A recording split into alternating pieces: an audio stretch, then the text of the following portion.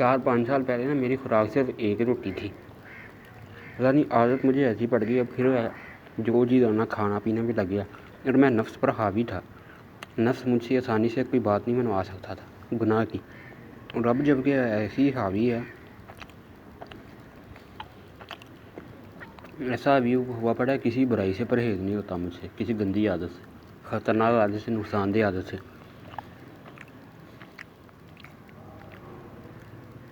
वाबियों के करतूत में आपको बता दूँ, ये खवारे वगैरह के, ये पानी खुराक खाने पीने की अशिया में ना एक तरफ से हाथ लगा लिया तली चीज़ों पर, और दूसरी तरफ वही खाने पीने की अशिया पर मिला दिया।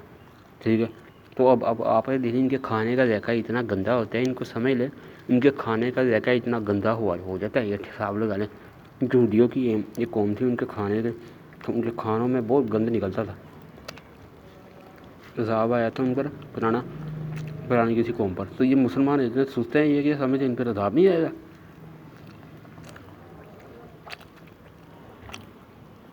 कि अल्लाह यूँ ही बख्श देगा इनको। अगर अल्लाह इनको बख्श दे तो ये इसी तरह बड़े और तेज़ी से गंद डालें।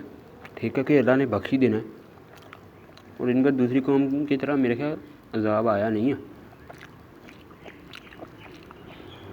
जिस तरह हिटलर ने किस तरह यहूदियों को मारा था। ठीक है, तो सब्र कर सकते हैं आप। ये मुसलमान दज्जाल का, खवारिजिन वगैरह का, यहूदियों का फिर साथ दे देते हैं। हाल देख ले आप, इवन के फ़लस्तीन की भी देख ले, उसको भी पाकिस्तान की मदद की बड़ा उम्मीद है। देख ले ऐसे मुल्क से जिसने कुरान और सुन्नत की मुखालफत करने में कोई हद नहीं की, जिसकी हुकूमत ने, उससे उसको उम्मीद है।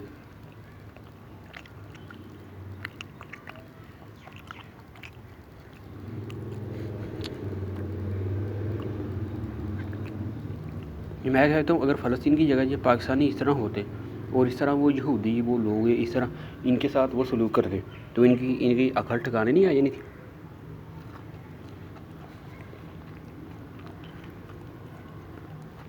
ईरान इनको बचाए उनसे, शिया इनको अगर उनसे बचाएं, तो ये कौन सी हद नहीं करेंगे गंद डालने की।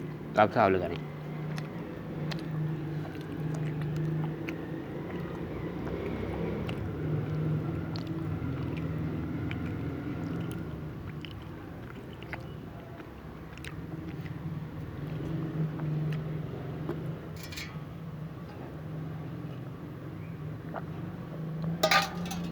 तो गाइस मेरे ना सीने में दर्द ही हो रही है थोड़ी जिस तरह दिल के वाल में दबाव सा है, और दर्द पैदा कर रहा है सात वाली हड्डी के करीब ना, निचले हिस्से पे। तो फिर भी मैं रोटी खाने में कोई भी एहतियात नहीं करता।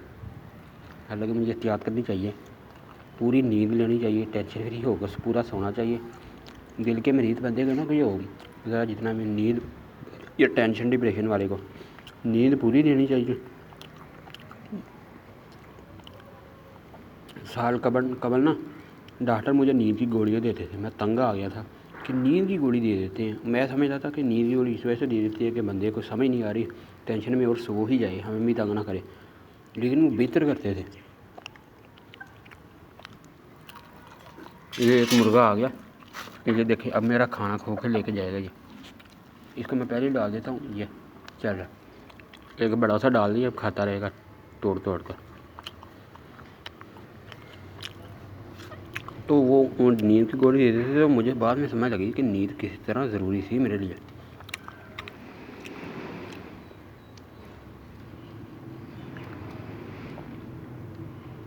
नींद की कमी जो होती है ना, ये बेसिकली दूध की कमी होती है बंदे को, इसलिए नींद नहीं आती। दूध जो है खुश्की वगैरह दूर कर देता है, तो ये खुश्की होती है जिसकी वजह से नींद नहीं आती।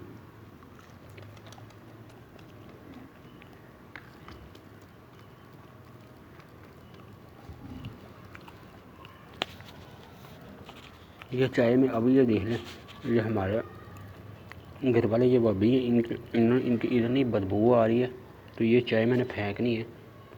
इतना कोई गंदा जाएगा इसका, फिर कोई हिसाब नहीं लगा सकता।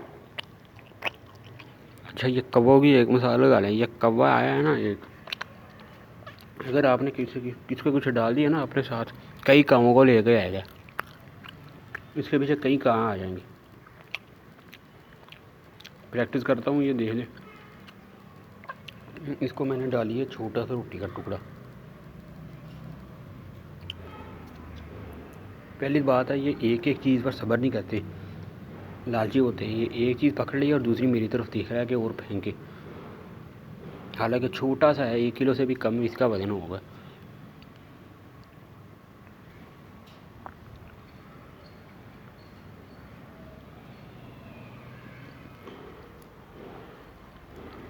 मुर्गे का सही इलाज किया है, छोटी छोटी करके खा रहा है।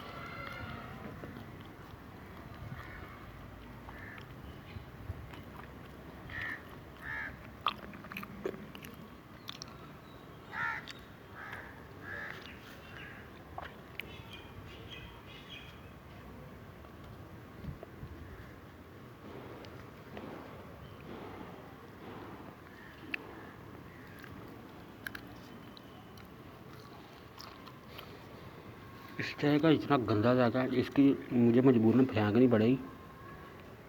मैं बता नहीं सकता कितना गंदा जाता है इसमें।